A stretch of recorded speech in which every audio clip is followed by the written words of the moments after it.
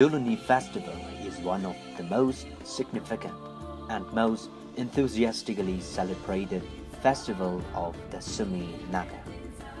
Traditionally, it is a week-long celebration that ends with a grand feast on the final day and is celebrated on the first week of July every year. It is a festival to ward off evil spirits and to seek for a bountiful harvest. Tuluni is a special time of rest for the farmers as they get to take a break and celebrate the completion of their sowing in their field, and the crops at the time of the year begins to ripen and the ears begin to form in the maize planted in their fields.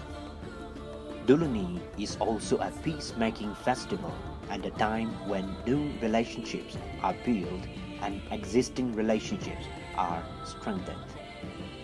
During this period, families slaughter pigs, prepares a feast and invite their in-laws, relatives and welcomes them. Portions of meat are also sent back with them. During Tuluni, families also invite suitors to their home, prepares a feast with huge chunks of meat, and the suitors are deemed worthy on the basis of how much he can consume the prepared meat. Rice beer was also an important part of Tuluni feast. The rice beer, which was an important part of the feast, is prepared 3 days ahead before the start of the festival. The rice beer is called as Tuluni, from which the festival derives its name. Tuluni is also known by another name called Ani, which denotes a season of plentiful crops.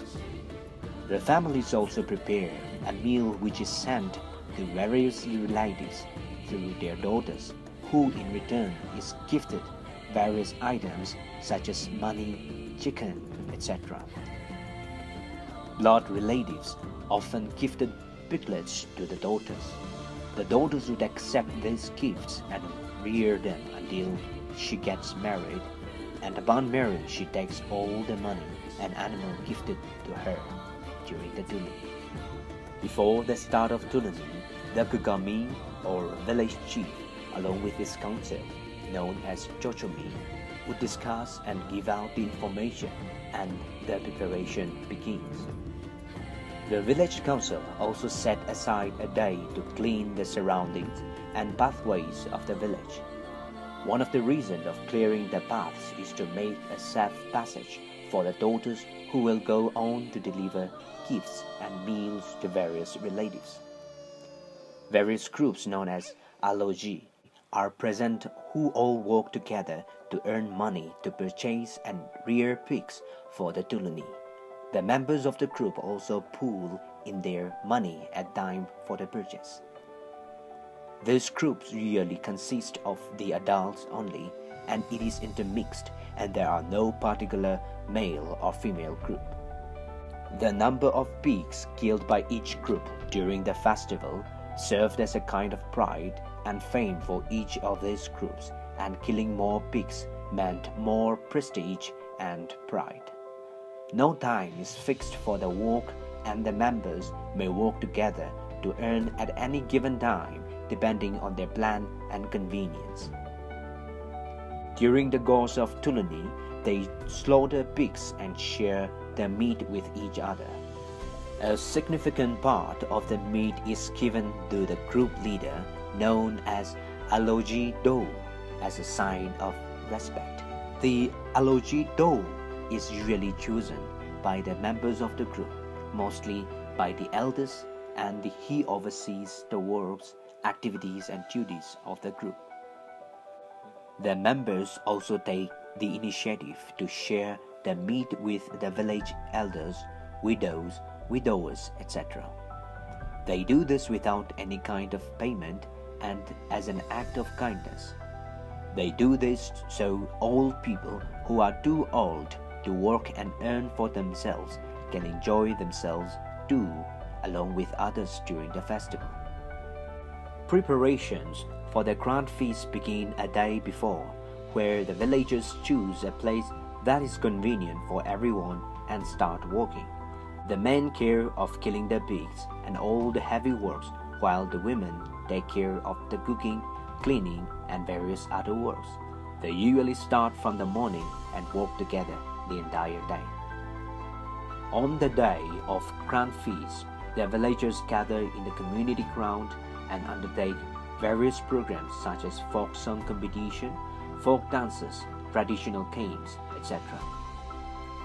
Engaged women on this day wear a special type of megla known as Sumi. Apart from them, the villagers also dressed in their traditional attires and come together for the celebration.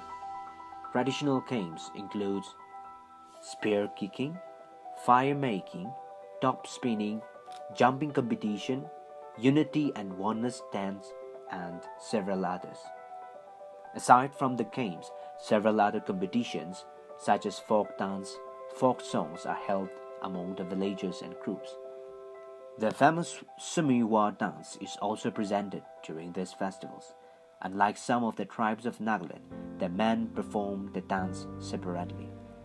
This was because in the earlier days, women were considered a taboo, and that by involving the women in the dance would lead them to their downfall. The women do have their own folk dance consisting of melodious tunes. The folk songs of the Sumis, which are sung during the celebration, consist of melodious tunes which talks about the heroics of men, their hardships, sufferings, thanksgivings, etc. After all the activities are completed, the day culminates with a grand feast where everyone, both young and old, rich and poor, friends and families feast together in harmony.